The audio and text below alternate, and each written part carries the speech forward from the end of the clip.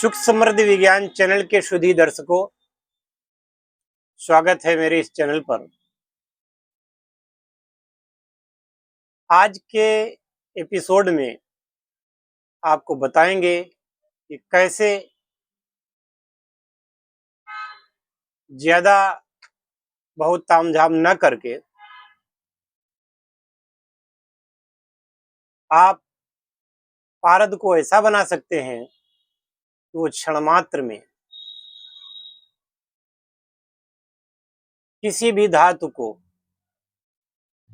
खाने के योग्य बन जाएगा। लोहा खिलाओगे लोहा खाएगा, चांदी खिलाओगे चांदी को खा जाएगा, स्वर्ण ग्रास दोगे तो स्वर्ण ग्रास करेगा, अभ्रक ग्रास दोगे तो अभ्रक का ग्रास कर लेगा, गंधक खिलाओगे तो गंधक को भी खाएगा।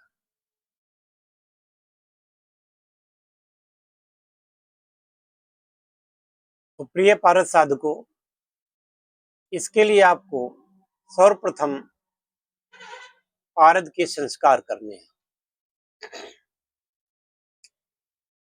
मैंने पहले ही चैनल पर पारद के संस्कार दे रखे हैं। यदि इस प्रकार से आपने पारद के संस्कार किए हुए हैं और अब आप धातु कर्म की ओर जाना चाहते हैं,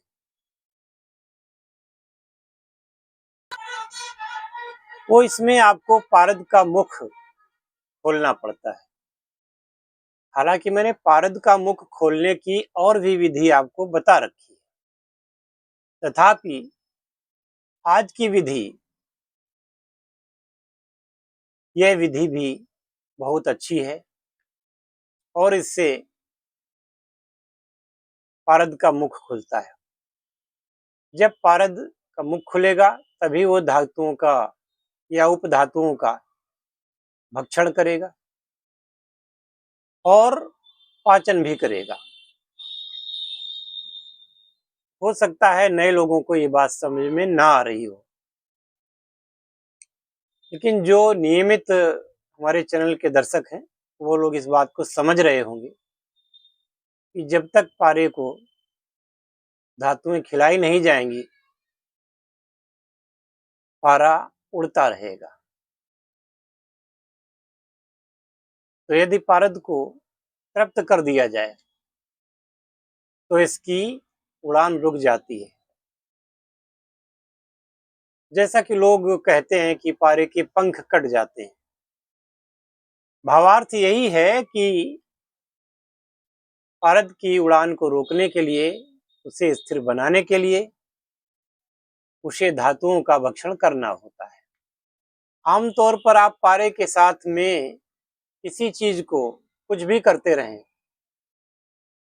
उसको वो खाता नहीं है। बहुत लोगों ने इस कार्य को करने के लिए बहुत सारा समय व्यर्थ गंवाया है। पारद ने किसी चीज का भक्षण नहीं किया।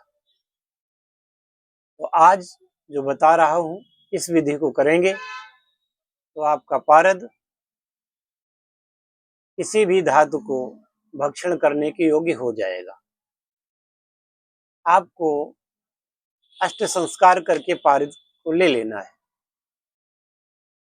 और इसके बाद में आपको कुछ चीजें लानी है। आपको लेना है मदार। मदार का दूध ले सकते हैं या मदार का रस भी ले सकते हैं। तो आपको मदार यानी कि आख, अर्क, सफेद हो काला हो, नीला होता है, काला नहीं, नीला मदार या सफेद मदार, इसको ले लेना है। इसके बाद में इसनुही लेना है। इसनुही माने सेहुंड। सेहुंड एक गोल डंडी होती है, मतलब एक ऐसा पौधा होता है जिसमें कांटे कांटे होते हैं, गोल होती है। और उसको तोड़ने से दूध निकलता है, सेवढ़ा भी कहते हैं लोग। तो जिसमें दूध निकलता हो वो सेहुंड, उसका दूध ले लेना है आपको। इसके बाद में आपको और भी चीजें चाहिए। कलिहारी, कलिहारी की जड़ ले लें, एक लांगली की जड़ ले लें, धतूरा के पत्तों का रस ले लें, या रस लेना श्रेयस्कर है, या फिर कच्चा धतूरा ही ले लें। इसके बाद में आपको रक्त गुंजा, जिसे लोग चिरमिटी भी कहते हैं और घिमचुल भी कहा जाता है, रत्ती भी इसी को कहते हैं। तो यही आपको लाल वाली रक्त गुंजा ले लेनी है, और अफीम, मॉर्फिन, अफीम लेनी है आपको। और कनेर का दूध ले लें, या कनेर के पत्तों का रस ही ले लें, दूध होगा तो ज्यादा उचित रहेगा। इन सभी चीजों को इकट्ठा करें, बराबर मात्रा में इनको मिलाएं। अब आप अभी कहने लगेंगे कि ये गुरुजी अफीम कहाँ से लावें, अफीम तो बैन है।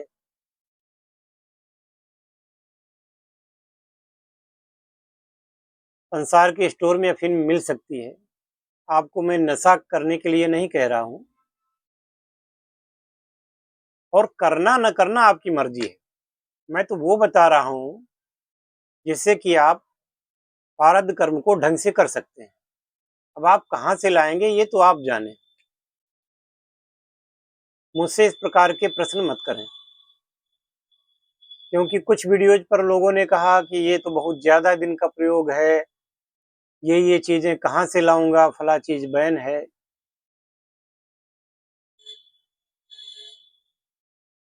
तो उसका सबसे अच्छा तरीका है कि आप उस कर्म को ही छोड़ दें।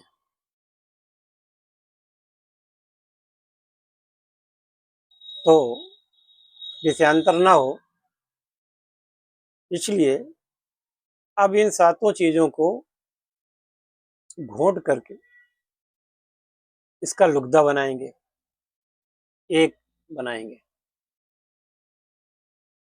जो चीजें सूखी अवस्था में प्राप्त होती हैं, बाजार से लाते हैं, उनको आप पानी में डाल करके बाद में उनको कुचल लेंगे या मिक्सी से पीस लेंगे। सहज है, सरल है, कोई बहुत ज्यादा कठिन नहीं है। अब मान लीजिए कि हमने 100 ग्राम पारा लिया था, सभी चीजें 100-100 ग्राम हो जाएंगी। आपका ये जो बनेगा पूरा, ये हो जाएगा लगभग 800 ग्राम के लगभग। बस इसको जो है घोटते रहना है आपको।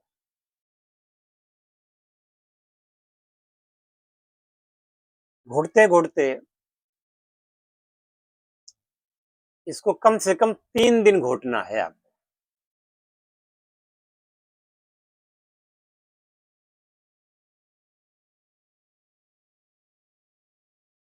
और 3 दिन जब आप घोटेंगे, बीच बीच में अगर ये कठोर हो जाए तो थोड़ा सा इसमें एलोवेरा का रस मिला करके फिर से घोटें।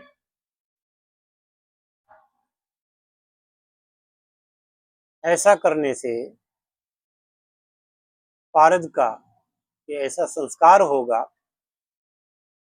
कि इसका मुख खुलेगा। पश्चात गर्म पानी, मिनरल वाटर लेके उस गर्म करें, उसमें इसको डाल के और देखें तो ये जब सब उसमें कर देंगे, मिला देंगे, 2 घंटे बाद जब आप इसको निकालेंगे, पारा नीचे होगा, बाकी जो कुछ होगा ये कचरा इसका, ये सब ऊपर आ जाएगा, पारद नीचे होगा। बस उस पारद को इकट्ठा कर लेना है, आपका पूरा पारद होगा। थोड़ा बहुत कम हो सकता है, तो ढेर सारा गर्म पानी डाल करके इसका ये सब निकाल दें, और पारद को जो निकले उसको कपड़ों से, थोड़ा मोटे कपड़े से, जिसमें छेद बहुत बहुत महीन हो, कपड़े को 3 तह में लीजिए,